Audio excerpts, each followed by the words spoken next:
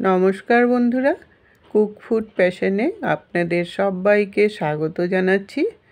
আপনারা তো নিমকি অনেক কিছু দিয়েই বানিয়ে খেয়েছেন, কিন্তু কড়াইশুঁটি দিয়ে কখনো নিমকি বানিয়ে খেয়েছেন কি?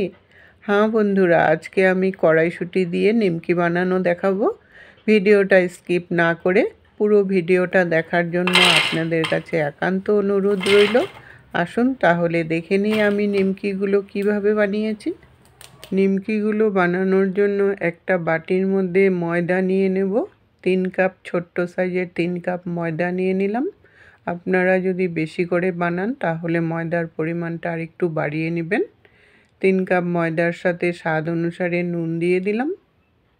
হাফ টিস্পুন বেকিং সোডা দিয়ে দিলাম। সোডাটা দিলে মুচমুচেও হবে আর খাস্তা হবে। আর হাফ টিস্পুন জোয়ান দিয়ে দিলাম। জোয়ান হাতের মধ্যে ঘষে দিবেন, তাহলে ফ্লেভারটা খুব সুন্দর বেরোবে। নিমকির মধ্যে সবসময় জোয়ান দিবেন, তাহলে খেতেও ভাল লাগবে আর হজমেরও সমস্যা হবে না। 3 চামচ রিফাইন্ড অয়েল দিয়ে দিলাম। তেলটা দিয়ে এখন ভালো করে মেখে নেব। এই মাখাটা যত ভালো করে করবেন নিমকিগুলো ততটাই ভালো হবে। মাখতে মাখতে যখন দেখবেন একটা গাঢ় হয়ে গেছে, চাক্কা হয়ে গেছে, তখনই বুঝবেন যে মাখাটা হয়ে গেছে।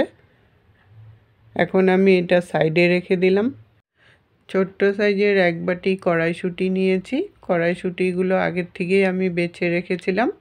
এখন মিক্সিতে নিয়ে সামান্য পরিমাণে একটু জল দিয়ে এটাকে পেস্ট করতে হবে। একদম স্মুথ পেস্ট হয় যাতে, ওইভাবে করে পেস্ট করতে হবে।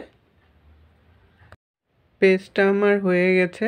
একদম স্মুথ একটা পেস্ট বানিয়ে নিয়েছি। একদম দানা দানা যাতে না থাকে সেরকম একটা পেস্ট বানাতে হবে, তাহলে নিমকিগুলো খুব ভালো হবে। এখন পেস্টটাকে আমি ময়দার মধ্যে মিশিয়ে দেব।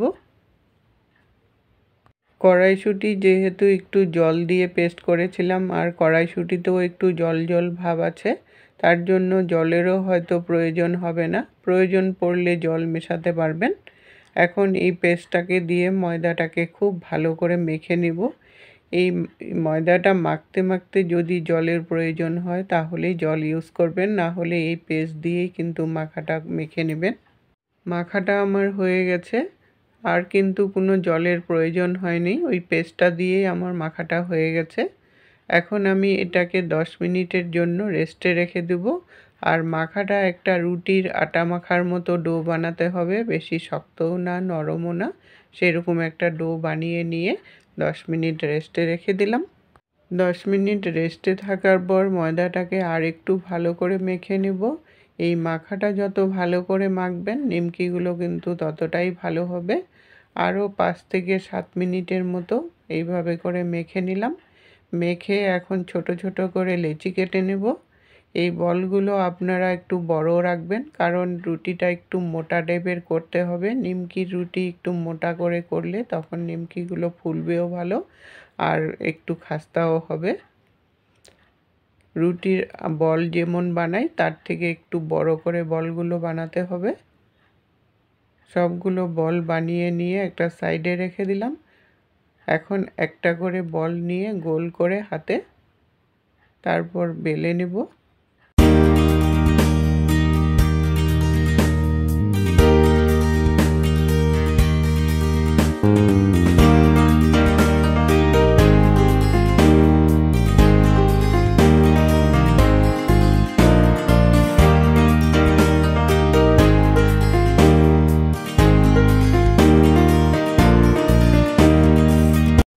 রুটিটা বেলা হয়ে গেছে। মোটাটা এরকম টাইপের মোটা হতে লাগবে, তাহলে নিমকিগুলো কিন্তু খুব ভালো হবে। এখন এটাকে আমি নিমকির আকারে কেটে নেব। এই নিমকির সাইজগুলো কিন্তু আপনারা ছোট বড় যেমন ভালোবাসেন সেরকম করে নিতে পারেন। আমি একটা মিডিয়াম সাইজের নিমকি যেরকম হয় সেরকম করে কেটে নেব।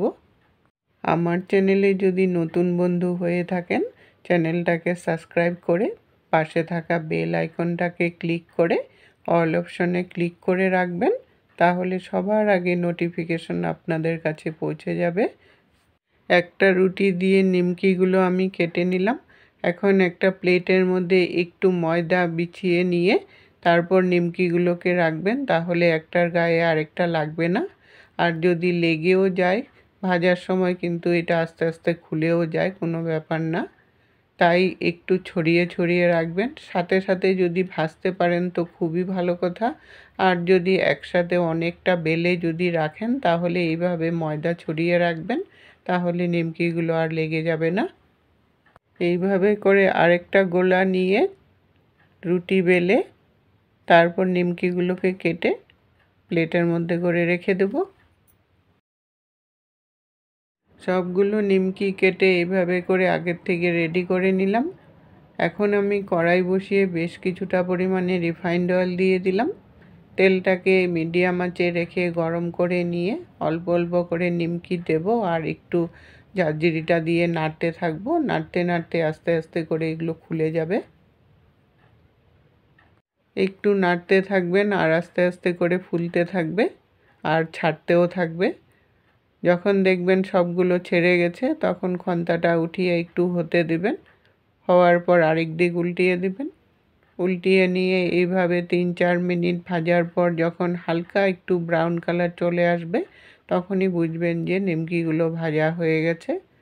নিমকিগুলোর কালারটা একটু চেঞ্জ হয়ে গেছে, দেখুন ভাজাও হয়ে গেছে। এখন আমি নামিয়ে নিলাম। এইভাবে করে বাকি নিমকিগুলোও ভেজে নামিয়ে নেব।